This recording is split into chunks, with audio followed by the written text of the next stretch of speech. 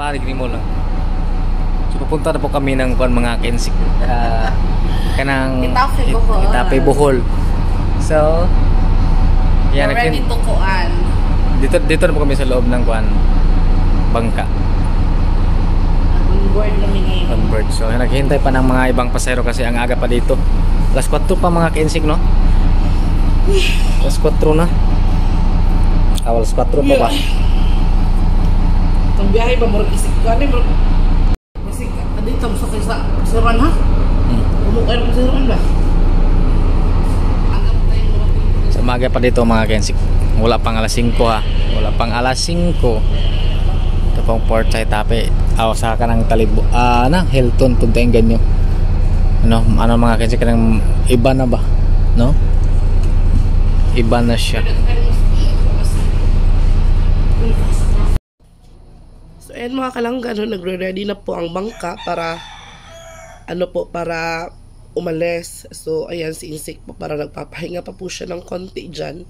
Kasi sa haba po ng biyahe namin sa bus at napakalakas po ng andar ng bus. Napakabilis magpatakbo ng bus driver, no?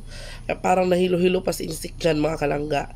Pero sila nga dyan ay nagmumuni-muni muna. Parang excited ako mga kalangga. Hindi ko alam kung ano yung mararamdaman ko. Kasi sobrang excited ko po talaga mga kalangga, no? So yan, no? Tinitingnan ko muna kung okay yung kilay ko mga kalangga. Tapos maya-maya ay umalis na po yung bangka mga kalangga. So yan. Nakita ko po na medyo malayo-layo na tayo sa Cebu. Kaya talagang nadadagdagan yung excitement na nararamdaman ko mga kalangga, no? Kasi talagang nafe-feel ko talaga at naaamoy ko na ang bango ng Bohol. Para bang nakikinikita ko na mga kalangga yung happiness ng pamilya ko na makita ko. So ayun, kami pala ni Insik mga kalangga. Kaya sobrang saya ko ng mga panahon na yan. Vino-voice over ko lang to mga kalangga kasi po nakakahiya naman po sa mga ibang pasahero no na natutulog ba. May mga natutulog kasi mga kalangga, kaya ayun, vino-voice over ko na lang po. Tapos yung mga nagvo-voice over pa ay inuubo. Kaya pasensya na po kayo mga kalangga. Don't mind the voice, my voice. Just tingnan nyo lang po yung view at kung gaano kaganda ang lugar na pinuntahan namin mga kalangga, no? So ito yung langga ko. Ito yung si Insik mga kalangga. Yan, natulog talaga siya dyan. Kasi naano daw siya na nalipong ba na para ba siyang kanang nabuyok bitaw siya sa biyahe namin sa bus. Kasi yung takbo talaga ng bus ang bilis, para kaming hinahabol. Kaya maya-maya tumayo na siya dyan. Ayan, nagpagwapo na siya mga kalangga, no? Kasi parang malapit na kami dyan sa Bohol. At parang naramdaman niya daw yung lamig, kaya nagsuot siya ng jacket. Yan, ang ganda talaga ng karagatan dyan mga kalangga. Kasi malumanay lang yung dagat mga kalangga, no? Wala tayong nararamdaman na malalakas na alon, yung hangin or masamang panahon. Talagang biniyayaan tayo ng may kapal mga kalangga ng isang napakagandang panahon. Though talaga medyo makulimlim ang langit, pero at least hindi malakas yung alon. Kasi mahihiluhin pa naman to si Insik. Madali siyang mahilo mga kalangga. Lalo na kapag malakas magpatakbo yung sasakyan, nahihilo siya agad. So abang hinihintay natin yung pagdating ng bangka sa daungan ng Itape Port mga kalangga, Itape Bohol, nagchichill-chill lang muna tayo dyan mga kalangga, no? Kasi hindi ko talaga alam mga kalangga kung ano yung mararamdaman ko. Excitement na may halong kaba na hindi ko alam. Kasi po mga kalangga, hindi po kasi alam ni mama na uuwi kami sa araw na yan. Ang expected niya ay sa mga susunod na araw pa kami uuwi. Hindi ko pinaalam sa kanya mga kalangga para ma-surprise. Kaya yun yung ano, yun yung kinakabahan ako mga kalangga kasi mama hate surprises talaga. Ayaw niya nang sinusurpresa siya. Gusto talaga niya mga kalangga yung makapaghanda siya ba. Pero paminsan-minsan gusto ko naman siya i-surprise mga kalangga, no? Kaya ayun, nag-ano ako dyan, nagmumuni-muni ako. At sa mga oras na yan mga kalangga ay padaong na din po kami ng Hitafi Bohol Port. Kasi nakikita nyo po, yan yung daong nga ng Hitafi Port mga kalangga. Diyan kami dumadaong tuwing umuwi kami sa amin sa Bohol. So ayan, no, nagre-ready na yung mga passengers and crew para bumaba yung mga pasahero mga kalangga. At ako dyan ay para akong sinisilihan sa puwet. Talagang hindi ko na talaga mapigilan at hindi ko na talaga mahintay na makababa para makaabot tayo sa amin, no? Sa Bohol. Sa mga oras na yun, mga kalangga, napakaaga pa namin. Hindi namin ini-expect na makasakay kami ng bangka ng alas 5 ng umaga. Kasi yung first trip po, kadalasan, alas 8 na or alas 6 ng umaga. Pero pagdating namin doon sa Hilton, mga kalangga, meron palang biyahe ng alas 5 ng umaga. Kaya, ayun, nakahabol kami sa first trip talaga ng bangka, no? Bago kasi itong bangka na tumakalangga, kaya meron pala silang biyahe ng alas 5. Kaya pagdating talaga namin doon, kumuha talaga kami agad ng ticket at saka sumakay na agad kami sa bangka. Kaya ayan, nakaabot kami ng alas 6:30 ng umaga dyan sa Hitafi Bohol Port mga kalangga. Masyado pang maaga, no? Yan, nagmumuni-muni habang nagre-ready yung ating mga crew. So ayan mga kalangga, nakababa na tayo, no? Nakababa na tayo ng pantalan ng Hitafi Port. Silangga dyan ay medyo napagod na ako dyan mga kalangga kasi malayo yung ilalakad mo mga kalangga from doon sa port hanggang sa talagang sakayan ng tricycle. Kaya yan, sa awa ng Diyos, nakasakay na kami ng tricycle. Binibidyohan ko sa insik dyan kasama yung bag namin. Yan ang laki-laki ng bag namin mga kalangga. Yan, laki na ng ngisi ni Langga, no? Pero maya-maya parang umambon mga kalangga. Pero don't mind the ambon. Hindi ko iniisip yung ambon, oy. Ang importante makauwi ako sa amin kahit ano pa yan, umulan pa yan ng malakas, I don't care. Basta para po sa akin mga kalangga, ito na yun. Talagang malapit ko nang marating kasi nandito na ako sa Bohol eh.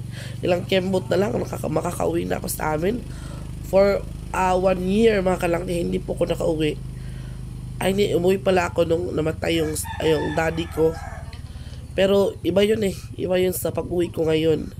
Na talagang okasyon yung pinuntahan namin at masaya kami. Kaya ito yung uwi namin na excited ako mga kalangga, super excited, happy, kontento ako kahit limited lang yung budget namin. Mas importante talagang excite po ako sa madadatnan ko sa amin, no? So, ulitin ko po mga kalangga, mga kainsik, pasensya na po kayo sa boses ko na voice over. Kailangan po nating i-voice over tong video natin kasi hindi po namin siya nalagyan ng original music niya kasi itong sinasakyan namin ay nagpapatugtog po siya ng mga music, baka makapiright tayo, no? Kaya ingat-ingat naman konti. Sobrang lapit na natin yan sa Talibon mga kalangga. So pagdating nun sa Talibon mga kalangga, siguro maghihintay pa kami kasi hihintayin po kasi namin yung pamangkin ko mga kalangga galing Kabulan. Sasabay daw siya sa amin sa bangka para daw makalibre siya ng pamasahe. Kasi mamamakyaw lang kami ng pump boat dyan mga kalangga papunta dun sa amin sa Bohol, sa isla. Kasi walang biyahe ng ganyan kaaga mga kalangga. Kaya ayun, nagpapahintay siya sa amin dyan sa Talibon at tumabiyahe na din naman siya sa mga oras na yan para sasakay na lang daw po siya sa inarkila namin na pambot. Kasi lang yun eh, isang bayaran lang yun kahit gaano pa kadami, ganun pa rin yung presyo. Kaya sasabay na lang daw siya kaysa mamamakyaw naman siya ng ibang pambot, mahal. Kaya yun, sabay siya sa amin, no? So yan, Alturas Talibon, yan na yung ano namin. So, ayan mga kalangga, dito na tayo sa Talibon, Bohol. O, nakikita nyo po yan mga kalangga, oh. Yung Talibon, ano na yan? Talibon. Dito tayo. Yan, naghihintay pa ako sa pamangkin ko mga kalangga, yung kilay ko na-erase na. Kaya dahil sa init ng panahon. Ayan mga kalangga, no? So, maraming tao dito. Waiting area kasi ito mga kalangga. Ayan. Aldirita. Dito bitamin nga. So ayan mga kalangga, hinihintay ko na lang po yung pamangkin ko na dumating. Kapag dumating na po siya mga kalangga, papunta na po kami sa isla. So maghanap na kami ng bangka na pwedeng arkilahin. Mahal kayo Pacquiao para para Sige lang. ayun, maka-uwi na kami. So yan na mga kensik, nandito po kami sa bangka. Nagpakyaw mi kuan, kanang nagpakyaw mi og bangka papunta sa Sagasa Island, no? Ito po pamangkin nilang lang may dalawang, may apat na kids, no? So ayan, dalawang babae, dalawang lalaki. Okay. Ito pong kapatid ni Langga, oh. Tubang ba, gwapo. Uli kapatid ni, di man maklaro. Ito bang ba? Ito mo kayo? Itong ko sa kayo. Naghintay po kami sa driver mga kensik, bumili pa ng kuan. Gas, no? Kasi medyo malayo ang ating biyahe kaya ayan. No?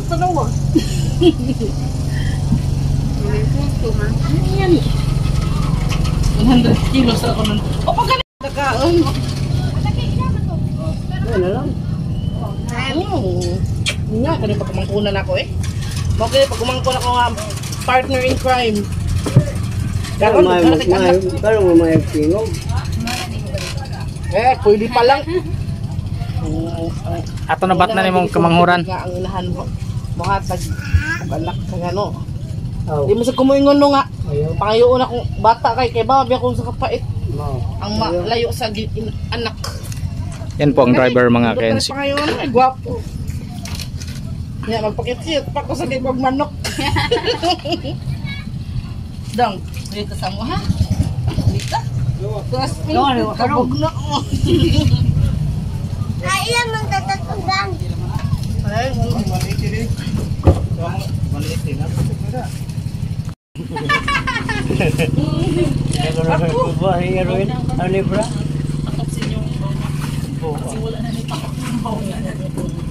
Tapay ka nun. Tapay ka nun. Hindi mo na mo undang.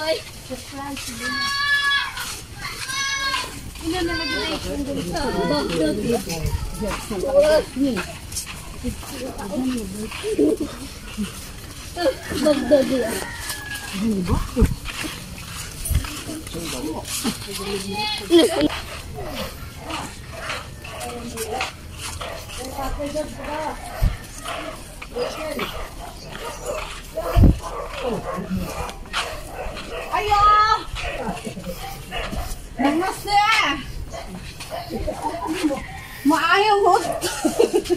Nagbut Pudla kalaway. Hi la. Lagi burles mo kayo gusto niyo na sa. Ay, gaburlis mga kalulaw. Oy, takas video. Surti man. Nag-surprise mo ka. Surprise. Oh, yeah, oy. Taginis. Sorry niyo. Hindi pa mo sorry. Usa. Si Kuginok. Anak ko si Regine ba? Secret na ba para makurat ka? Nakurat ka na. Ka kawa ka nina. Nakurat jud. Kay maligo man unta.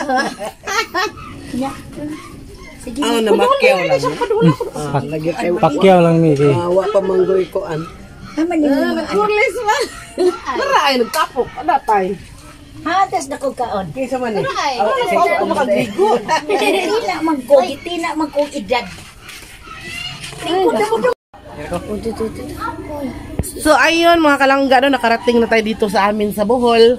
Kasama ko na po yung mama ko. Pasensya na po kayo kanina kung nakita niyo po siyang wala pang damit kay nakurat mga kalangga. Hindi niya expected na darating kami sa araw na ito mga kalangga, no. Yan si Insik. Hello, hi Insik. Yan, nakapagbihis na tayo mga kalangga, no. Nakapag-relax na din tayo kasi sobrang init talaga ng panahon. So hi mo. Say hi. Hi. Kaya bukas mga kalangga, ito po yung family ko mga kalangga, mga pamangkin ko nandito, mga maliit na mga bata. Marami pa tayo kasama dito mga kalangga, no? Kaya alam nyo naman po, kadadating lang natin. So marami talagang sasalubong ng mga insurrectos. So ayan mga kalangga. Thank you ulit for watching and sa pagsama sa aming pag-uwi dito sa amin sa Bohol. And see you in the next vlog sa ating pagligo sa San Juan. Pag-celebrate ng San Juan mga kalangga, no? Maligo tayo ng dagat. So ayun. Thank you ulit for watching us again. I'm Langga. I'm sick. I'm Chic. Kasama po namin si Mama. Pamangkin ko po, mga pamangkin na bata. Yan. Sadyanak. Thank you for watching to our vlog. See you in the next video. Bye-bye.